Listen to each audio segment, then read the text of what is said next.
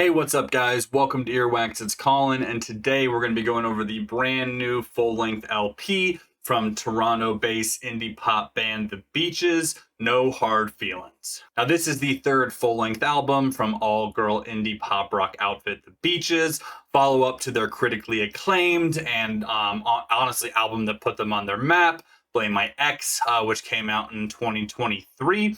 And I'm not gonna lie, I love that album. I know Blame Brett was the song that really got them widespread recognition, and for good reason. It's incredibly catchy. It was stuck in my head for months. But there's a lot of really good songs on that album, and I love the diversity across that album while still kind of keeping their signature sound in a very crowded space.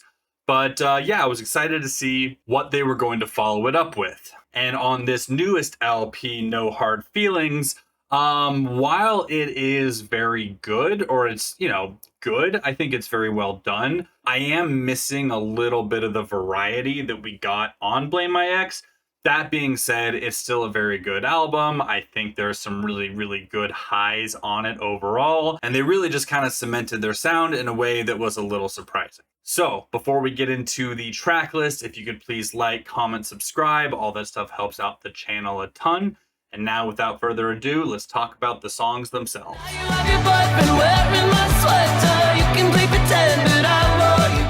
So the album starts off with the song Can I Call You in the Morning. I think this song is actually incredibly catchy. I think it's written very well. The guitar tones here, which are going to be used kind of throughout the entire album, is a really good blend of 80s sort of post-punk and more modern sort of indie pop. The drums here, while not overly complicated, are very well done and kind of drive the whole song forward.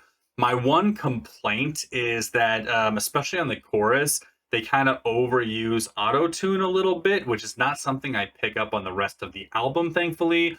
But it does bring this song down just a little bit in my book, but not enough to keep me from enjoying it. It's very catchy and a good, solid way to open up the album. After that is Did I Say Too Much, which is a bit more of a straight up just indie pop track. The guitars definitely still have some of that waterlogged and dreamlike aesthetics that you were getting on the first track. It kind of leans in towards that 80s post-punk sound, but the vocals here are about as straight up pop as you can get.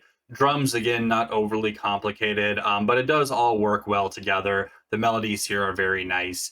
And you will see as we kind of get further into this review that my commentary for a lot of these songs isn't going to vary that much, which kind of leads me back to my biggest criticism of this album, that I just don't think there's enough variety as far as the guitar tones, the instrumentals, even some of the vocal melodies and harmonies. It just feels a little recycled. But again, there are some definitely standout tracks. This is not a bad song. Again, it's just one of the ones that does feel like it kind of blends into the overall sound of the album a little bit.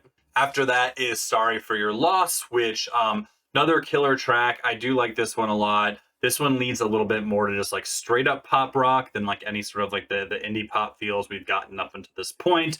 The vocals are clearly the main focus and driving point of this song. But when the guitar does shine through, I think it works really well, and it does create kind of a nice contrast. My one, other kind of commentary on this song is there's certain moments in the lead singer's, I can't remember her name right now, but the lead singer's cadence that does give me slight Florence vibes from Florence the Machine. Not quite to that skill, but there's definitely moments where I can kind of hear some of that influence in it, and I think it works really well, especially for her vocal style. After that is Touch Myself, which is another song that kind of just blends into the remainder of this album.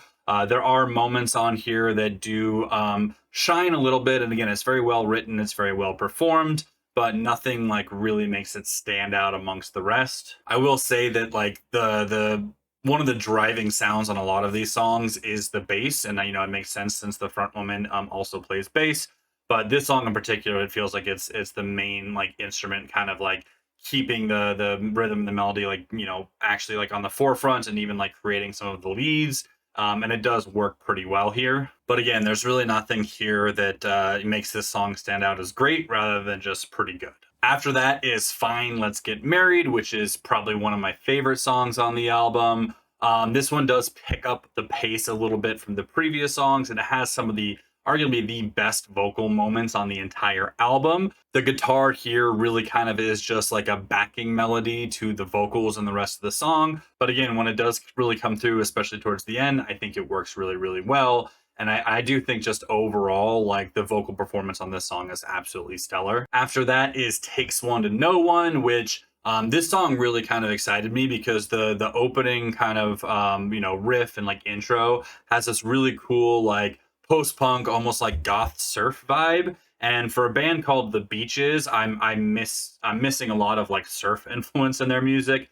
I understand The Beaches is a reference to like the neighborhood they grew up and not actually like beaches, and they're not a surf band, but I do like to hear a little bit of that, at least on this song. Unfortunately, it doesn't last the entire song. It does come back in certain moments, but when like the majority of the verses and like the chorus kind of come in, it drops that aspect and just kind of gets back into the same sort of rhythm and stuff that we've already gotten up until this point on the album. But those brief moments of, interesting and sort of more, unique guitar work definitely makes this song shine a little bit more than some of the others. Then after that is I Wore You Better, which is hands down my favorite song on the album. The lyrics here I feel have got to be super relatable for a large population of women. Not personally really relatable for me, but I'm sure there's a lot of people that hear this song and are like, yep, that happened to me.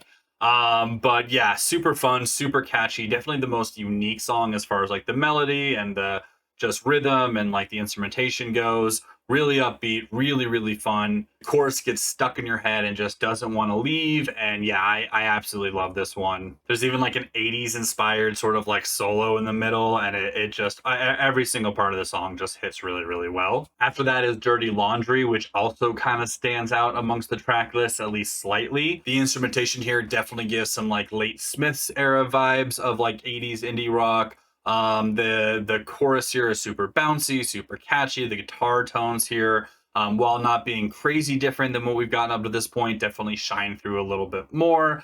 And yeah, I think this one definitely is going to be like in my top 3 as well. And just a good kind of 1-2 punch as we get into like the second half of this album. After that was, I think, the first single that at least I heard off this album, which is Lesbian of the Year.